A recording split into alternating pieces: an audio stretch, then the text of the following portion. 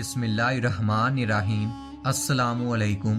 ہر روز نئی ویڈیو کے لیے چینل کو سبسکرائب کر لیں اور ساتھ لگے ہوئے بیل آئیکن کو دبا کر آل کی آپشن کو سلیکٹ کریں تاکہ ہر نئی ویڈیو کی اپڈیٹ آپ کو ملتی رہے۔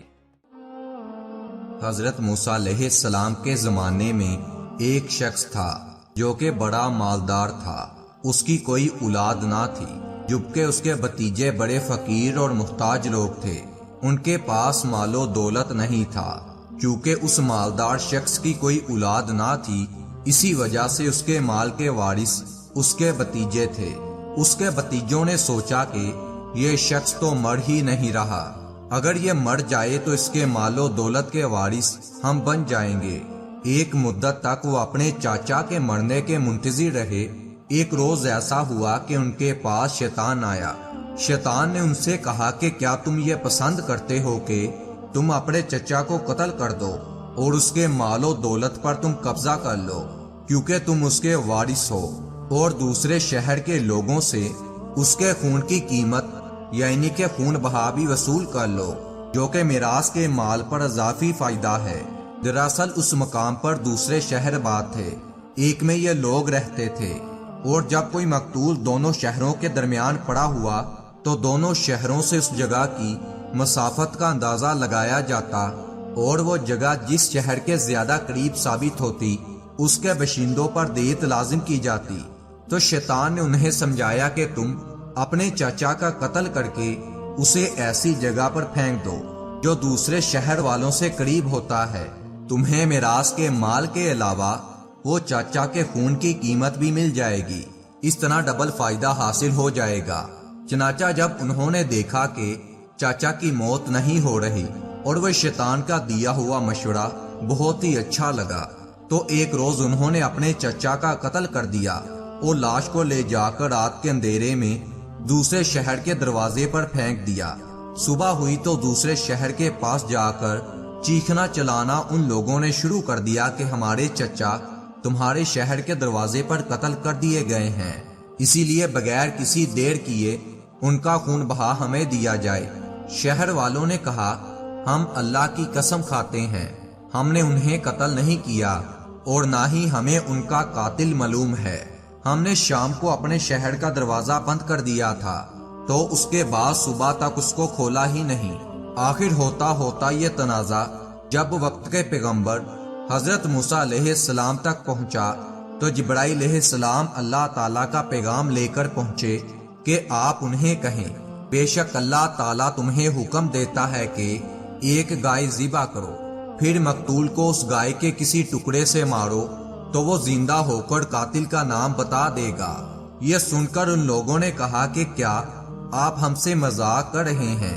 ہم آپ سے مقتول کے بارے میں پوچھ رہے ہیں کہ اس کا قاتل کون ہے، اور آپ ہمیں یہ کہہ رہے ہیں کہ ایک گائے کو ذبح کرو۔ موسیٰ علیہ السلام نے فرمایا، میں نادانوں میں ہونے سے اللہ کی پناہ مانگتا ہوں۔ کسی کا مذاق اڑانا یہ تو نادانوں اور جاہل لوگوں کا کام ہے، خصوصاً مصیبت زدہ سے مذاق تو انسانیت کے بھی خلاف ہے، پھر بھی ایسی حرکت کیسے کر سکتے ہو؟ حضرت عبداللہ بن عباس رضی اللہ تعالیٰ عنہ فرماتے ہیں کہ اس گائے ذبح کرنے کا حکم سن کر اگر یہ لوگ بلا چون چڑھا کوئی بھی گائے ذبح کرتے تو وہ کافی ہو جاتی، لیکن حضرت موسیٰ علیہ السلام کے ساتھ انہوں نے ضد سے کام لیا تو اللہ تعالیٰ نے بھی ان پر سختی کی۔ انہوں نے کہا، ہمارے لیے اپنے رب سے درخواست کیجئے کہ وہ بیان کر دے کہ وہ گائے کیسی ہے۔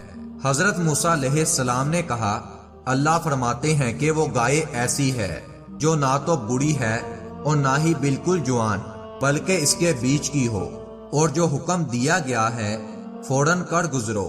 یہ کوئی مشکل کام نہیں۔ مگر ان کو تشفی نہیں ہوئی، پھر سوال کیا۔ چنانچہ انہوں نے کہا، آپ اپنے رب سے دعا کیجئے کہ وہ ہمارے لیے بیان فرما دے کہ گائے کا رنگ کیسا ہے۔ موسیٰ علیہ السلام نے کہا، اللہ تعالیٰ فرماتے ہیں کہ وہ زرد رنگ کی گائے ہے، اس کا رنگ تیز ہے، دیکھنے والوں کو وہ گائے اچھی معلوم ہوتی ہے۔ بنی اسرائیل نے پھر سوال کیا، آپ اپنے رب سے عرض کریں کہ وہ ہمارے لیے بیان فرما دے کہ وہ گائے کس قسم کی ہے۔ یقیناً گائے ہم پر مشتبہ ہو گئی ہے، اور اللہ نے چاہا تو ہم ضرور پتہ چلائیں گے۔ کہا موسیٰ علیہ السلام نے، بے شک اللہ تعالیٰ فرماتا ہے وہ ایک ایسی گائے ہے جو محنت کرنے والی نہیں کہ جوتتی ہو زمین کو اور نہ پانی دیتی ہو کھیتی کو، بے عیب ہو اور اس میں کوئی داغ نہ ہو، خالص زرد رنگ کی ہو، یہاں تک کہ سینگ اور کھڑ بھی زرد رنگ کے ہوں، کسی اور رنگ کی ذرا بھی ملاوٹ نہ ہو۔ انہوں نے کہا اب لائیے آپ حق بات کو، چنانچہ انہوں نے ایسی گائے کو خرید کر ذبح کیا جبکہ لگتے نہ تھے کہ وہ کریں گے۔ یہ اس وقت کا واقعہ ہے، اور جب تم نے ایک شخص کو قتل کر دیا پھر اس قتل کو ایک دوسرے کے سر تھوپنے لگے، اور جن چیزوں کو تم دلوں میں چھپاتے تھے اللہ ان کو ظاہر کرنے والا ہے۔ بس ہم نے کہا ہے کہ اس مردے پر اس گائے کا کوئی ٹکڑا لگاؤ، یعنی کہ اس گائے کا کوئی ٹکڑا مقتول پر رکھ دو، وہ زندہ ہو جائے گا، پھر تم اس سے اس کے قاتل کا پتہ پوچھ لو، جیسا کہ اگلا جملہ اس پر دلالت کر رہا ہے۔ اس طرح اللہ مردوں کو زندہ فرمائے گا، اور اللہ اپنی قدرت کے نمونے تمہیں دکھلاتا رہتا ہے تاکہ تم سمجھو۔ بنی اسرائیل نے خواما خواہ کے سوالات سے اس گائے کی جو مخصوص شناخت حاصل کی جسے ذبح کر کے مقتول شخص کا قاتل معلوم کرنا تھا، مگر ایسی گائے نہ ملی۔ آخر کار ایک شخص کے پاس ایسی گائے مل تو گئی، مگر اس کے مالک کو وہ گائے بہت پسند تھی، اسی لیے وہ بیچنے پر آمادہ نہ تھا۔ مجبوراً منہ مانگا دام ادا کر کے اس گائے کو ذبح کیا گیا۔ اس کے جسم کا ایک ٹکڑا مقتول کی لاش پر رکھا تو وہ فوراً زندہ ہو کر کھڑا ہو گیا، جبکہ اس کی رگوں سے تازہ خون بہہ رہا تھا۔ لوگوں نے اس سے پوچھا کہ تمہیں کس نے قتل کیا ہے؟ اس آدمی نے کہا میرے فلاں فلاں بھتیجے نے مجھے قتل کیا ہے۔ یہ کہہ کر وہ دوبارہ موت کی آغوش میں چلا گیا۔